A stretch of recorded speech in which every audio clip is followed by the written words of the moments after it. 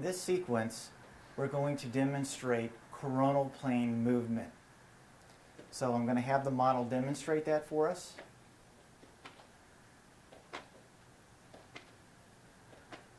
Okay.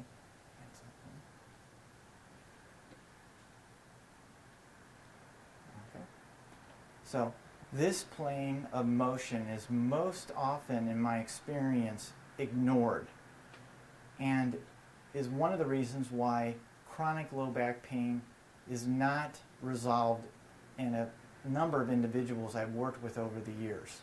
This is just as important to address as the other two planes of motion. So now I'm going to demonstrate the strengthening of this plane of motion.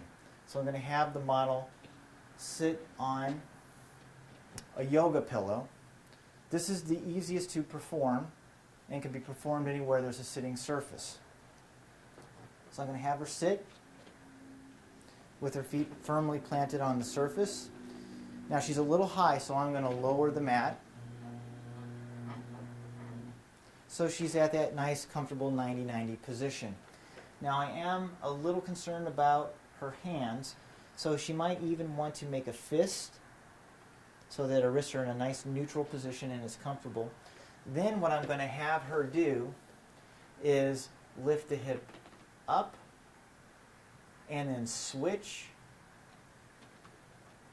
and then up. I want her to maintain that nice posture. The movement should come here and back and forth until there's a sense of fatigue. Now the question I get, can I do it without the pillow? Yes, you may. It's going to be much more difficult.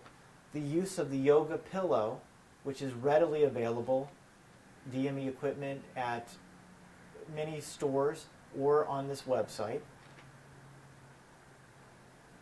just helps get the feel of the motion and helps perform the motion. Now, a little bit more advanced version of this exercise can be performed with a Swiss ball. So I'm going to have the model stand up.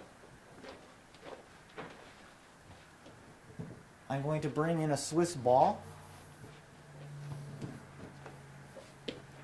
And this will require some hand support as well. So I'm going to use two stools. And this is so the model can support her upper spine while motion occurs at the lower spine.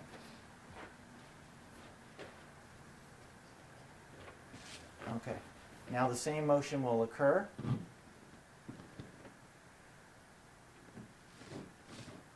And now I'm already seeing that we have to move the support away a little bit so she can get better range of motion. This should be performed only if there is no provocation of pain.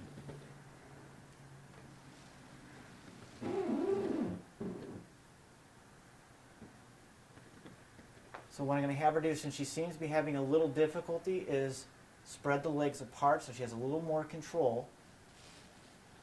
And now we get better motion here. There's not a lot of movement in the coronal plane. So don't try to create movement which wouldn't exist anyway. It's just a subtle motion compared to the other planes, but just as important. Okay. Now I'm going to have the model demonstrate the most advanced version, and it's traditionally called lateral sit-ups or lateral V-ups. So I'm going to have her stand.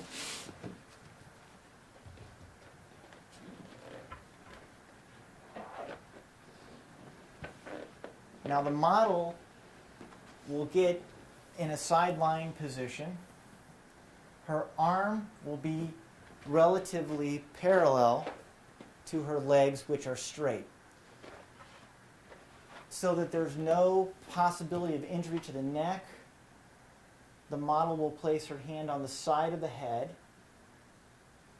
The elbow and the thigh want to meet and touch together. So now I'll have her demonstrate lateral V-ups. 1.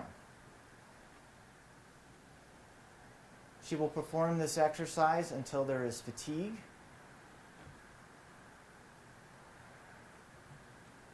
and then she'll perform the exercise on the other side.